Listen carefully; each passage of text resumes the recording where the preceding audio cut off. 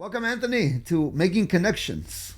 And Anthony Pedroza, we introduce you to him, and we want you to get to know who he is a little bit. But can you share a little bit about yourself to us?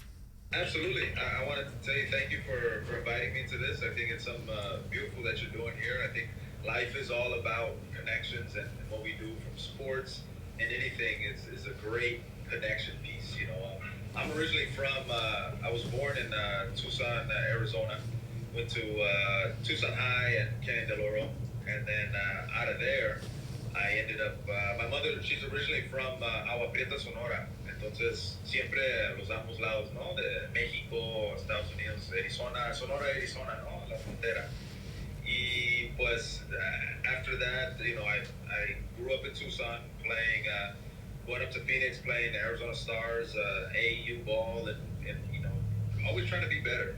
You know, just growing up and looking up to those guys that came out of Tucson to be able to, and even seeing Horacio Llamas, going into Pima, and then going to Grand Canyon University and things like that, seeing those things. So after that, I left. I ended up I signed with Louisiana Lafayette out of college. Mm-hmm.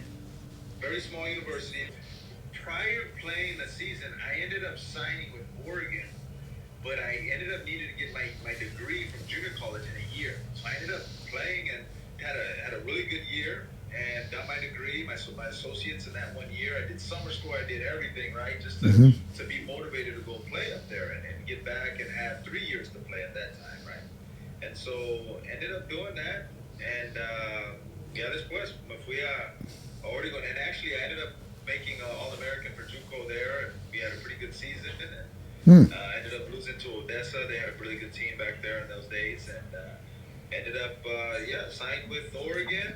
Then going into my senior year, I ended up breaking my hand going into the beginning. That was a really big setback to say, okay, you're interested, you really want to get us dar todo para tu último año, and I ended up breaking my hand like a day before official practice. Okay, I really had to learn patience, right? Patience.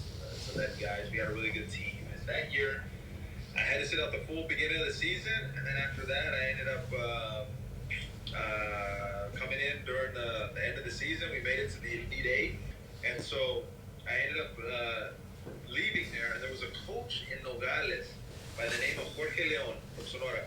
He was coaching in Guadalajara, with los Tecos de Guadalajara. Played a little bit there, Venezuela, traveled a little bit, and then in 2005, I played Summer League in Sacramento with the Kings. Ended up playing with Francisco Garcia, Kevin Martin. We had a really good team as well. Phoenix seen me, and Phoenix was like, hey, we'll invite you to camp. We'll get you on a partial here, and ended up going in there. I knew, it was interesting because there was Steve Nash, there was Leandro Barbosa, Raja Bell, all these big guys. Wow. The good team, and it was just me to learn. Like, I wanted to go and learn. I played over there in France. At the same time, I was playing in the summers, los veranos con la selección de México, ¿no? With Nájera, Gustavo Ayón, Horacio Llamas, Victor Avila, Enrique Zúñiga, all the guys that were kind of putting Mexico on the map a little bit to be able to play there, and then played in the Liga Nacional with Soles de Mexicali after that, and so I was just kind of getting my feet wet there, and then when we played in the Pre-Olympicos in Las Vegas against Team USA, we were in the qualifiers, right, for the FIBA tournaments and stuff, and had a great game. I think I was in the top of steals there, and then had a great game against Team USA, and to play against LeBron, Kobe at the same time, and just have a great showing. That showing ended up getting the eyes of San Antonio. And the crazy thing is with relationships is Coach Donnie Newman, rest in peace, he was actually the assistant in Oregon. And he's the one that seen me in the FIBA, said, hey, come to camp with us, come learn, come get an idea. It's going to be tough. TP, Tony Parker's playing in the Euro Championships. Come get his reps in and practice. And, we could do a little partial deal like how I did in Phoenix. And then from there, just got a lot of education. Pop showed me a lot. I understood a lot from there, like how to run, how to just get uncomfortable, right? We talked about that on the phone. How to feel uncomfortable, and that's where our growth comes. And when we can feel uncomfortable, whether it's in our relationships, with our friendships, with our business, and you can handle those situations, that's what's gonna bring and make you. You know what I mean? I think same thing you had mentioned to me about being a coach over there and getting these kids, grinding them out of them, and making them uncomfortable, and that's what made them better. And that's kind of what I went through in San Antonio. I was in charge of the NBA Fit programs that were going all around Mexico. We were connected with the teams to be able to show kids and just they had a program called Chequete, Muévete, Mídete, and so we, well, along with NFL Mexico and NBA Mexico, we just did a tour all over Mexico to see talent, see kids.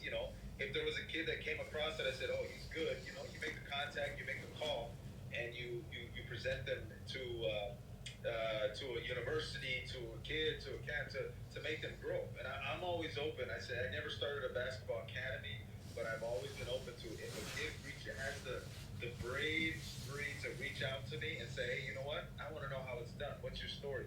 I'll more than likely open my doors to that. Along the way too, the thing that I really learned was the connections, as you say. So I went out there, helped them, and Zonkies, they just, their facilities and the things that they're doing to give back is just amazing. And that's one thing I will tip my hat off to them, is what they're doing there to be able to help kids and grow basketball. You know what I mean? Now, are they? What level? Is there just one level of professional basketball in Mexico? Yeah, great question. So there's now, over the last couple of years, there's been so many teams that have came out, or so many leagues, we'll say, right? So many leagues that have came out, and those leagues that have came out are, you have one, the Liga Nacional, which is the league, a bigger league that starts around July, and then you have another league, the Chihuahua League has their own league in Chihuahua, and then you have another league in called Ciba Copa, which is like the Pacific League there that I played many years with the teams in Sonora. And then you have just kind of like more now, because those teams, you're allowed 7 Americans now, right? 6 to 7 Americans. So there's really no room. There's no room for players to be able to for locally to play. So they've started other leagues that say, hey, you're only allowed 2 or 3 Americans, right? And so when you have those 3 Americans, you now these young kids can play a little bit. So the Nacional is the biggest one. Yes, Liga Nacional is your bigger one, your bigger sponsors, things like that. So yeah, those are the bigger ones. You know what I mean? So yeah. Now at the lower levels, like from high school, do they have? Is that similar to what we have in the States, where you have high schools that are like in Texas, it's 6A, 5A, 4A, 3A, 2A, 1A. Do they have that in Mexico? Yeah, not as big to that scale, right? You're talking a little bit smaller scale, but they do have your high school regions, you know what I mean, in certain cities. And then you go up to your college division, where they got like their NCAA kind of style there. And then you go into your professional. So, we're much bigger just in the cities as Texas, California have the 5A, 2A, 3A. One, you just have with certain divisions, a private school and regular school. So yeah, you go from that route. Who are they bringing in to really grow that? And the other thing too is, I think, and you can attest to this, like, how are they teaching their coaches? We can teach the kids all they want, but what's the coaching like coming in? And now you're starting to see the NBA will do different things where they'll have a coaches clinic before, and then they'll have different things that are going along there. You know what I mean? Like to bring in NBA coaches and stuff like that. But it's like, it's more for a name thing and not necessarily for an education thing that we talked about, you and I, right?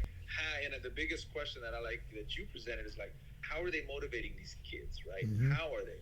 And that's the $1 million question. How are they getting it to? Because, at least in the States, in high school or junior high, they're teaching you ball you man. If I can say, when I played, right? You knew the basic stuff before you got into college. A lot of times in Mexico, when I started coming up, it's changing now. Don't get me wrong.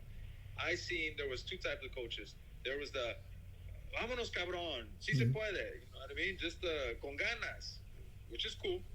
But then you got the other ones that were just run you to death. And then there was nothing in between. There was no X's and O's. There was no thing to fuse it all together, right? And what they started doing here in Mexico is They started bringing in the Spanish coaches. They started bringing in Argentinian coaches. They started bringing in all these. Which, granted, I've had some great Spanish coaches, that have helped and understood the European game. So Mexico is starting to become this big melting pot where you're getting all these Americans to come in, you're getting all these Europeans to come in, but what's happening is it's coming, it's a grab bag, and let me get out. Yeah, because I had, going back to my coaching days, I was asked to coach a tennis team, a boys tennis team, boys varsity at high school, Turlock High School, and the previous coach had frustrated the kids because he ran them all the time. Okay? And so in my first meeting with my tennis team, because I have my professional license for tennis, one of the kids raised his hand and he asked, Coach, are we going to run? And I said, no, we're never going to run. And he goes, you're not going to put us on the line to run? I said, no, we're not going to run. Okay, so how are we going to get in shape? You're going to hit thousands of tennis balls. It's called sports-specific shape. Okay? My basketball teams was the same thing. It was sports-specific shape. And I said, Coach, we're not going to do any conditioning. I said, we're doing conditioning, but we're doing it while we're playing. Because if you spend your time on a line running, you're not improving your skills. You need to improve your skills and build up endurance as you are conditioning through the skills. And they go, oh, okay. And that motivated them because it was never used as punishment. And once in a while I'd catch a kid running on his own and he goes, yeah, I just got to get around I just want to get more in shape and everything. And I said, okay, but we conditioned through sports specific training, you know what I'm saying? Getting that arm, getting those legs, getting that stomach, but you're working and you're playing and our practices were intense. They had to be intense. It was not a practice where you're just kind of like floating. And that's the way we got in shape. But the skill development is what's critical here, and that is what supersedes and overcomes all kinds of other factors that people want to make important, which are like, can he jump? Is he quick? Is he fast? So no. Does he have skills? That's the question. Yep. Right? Yep. And no, so, you're absolutely right. I think that's the thing is that and the determination to do it, right? That's the other thing too, is do they have the determination to want to do it and get uncomfortable with it, right? Yeah, and that's what it is, because you're engaging, and you know how it is. It's combative, I mean, I went to the high schools and I said, guys, we are not going to be friends with the opponents. Yeah. Okay? We've got 32 minutes of basketball. If I see that you're smiling at one of those guys, I said, we're in trouble. Okay? We're in trouble. If you're smiling in the middle of the game with your opponent, that's not what we're here for. And that's not what we were hired for. We were hired to compete, my staff and I. And so it's very important that you understand that it's a sport, I would tell them, but it's required of you to grow through these experiences that you're going to have where you are competing. You don't grow if you're not competing, but I mean, you competed at the highest level. I mean, and that's what it is. And it's being around other people that compete, right? It's that was the biggest thing I think that where I seen in the national team, right, that helped us, right? Me considered a pocho coming down and competing with them, but at the end of the day, it's like, okay, you're that good, and you're gonna push the other ones to be better, and that's what we always wanted. Like, hey, I'm coming down to another country, I'm coming down to get uncomfortable and learn how to be comfortable. You know what I mean? So that's the big thing that kids don't understand is, there's a level that you need to be there, but you need to get uncomfortable first. Yeah, and then that's why the stories of Larry Bird being the way he was and Michael Jordan being as tough as he was in practice. And, I never watched him practice, but I can imagine because he bopped a few guys, gave him elbows, gave him a fist. And not in a bad way. It was just in a competitive way. And it's not a coincidence that they won 6 NBA championships, There you go. And that's what we want to see. And I know when we first met, you were talking about that word grit. How do you get that? because uh, that's what I emphasize with skill development, because I said we're going to need your skill when the game is on the line. I had a kid who couldn't shoot. He came in as a sophomore. I moved him up. He happened to be my nephew, and he goes, Theo, can you teach me how to shoot? I want to learn how to shoot the three. Well, he worked at it. The senior year, guess who ends up hitting the winning shot in the championship? And it was a three, Wow. and it was him. But those things, and it took a lot out of him to really become a regular point guard into a shooting guard, point guard as well. But it takes a lot of grit to get after it, and then hit the tough shot when it matters, you know. Uh-huh. And those things can be instilled in these kids through skill development, which is what I mean. If you weren't skilled, you wouldn't have played at Oregon and then on into playing where you played, you know. And you know what? I was the one, like I was good, athletically, quick, fast, whatever it may be, and I always said, look, I want to be always. I remember one time I felt so out of shape one time, like the wind. It was tough, right? And I was like, I don't want to feel that again. So I would always, put in that extra time in to get some extra cardio in or something like that. Or, I was more like I like to be out in nature, so I was pulling a tire in the river in the desert. You know what I mean? Like just finding stuff like that I would knew would help me. Get in a little basket, get as many shots up as I can afterwards, and we call it. I like to call it more of iterations. How many iterations are you getting in that are specifically like sports specific that you're saying, right? Mm-hmm. Like how am I going to be able to duplicate this? And I remember I thought I worked hard until I went to one summer. I went up to work out with one of my best friends, Mike Bibby.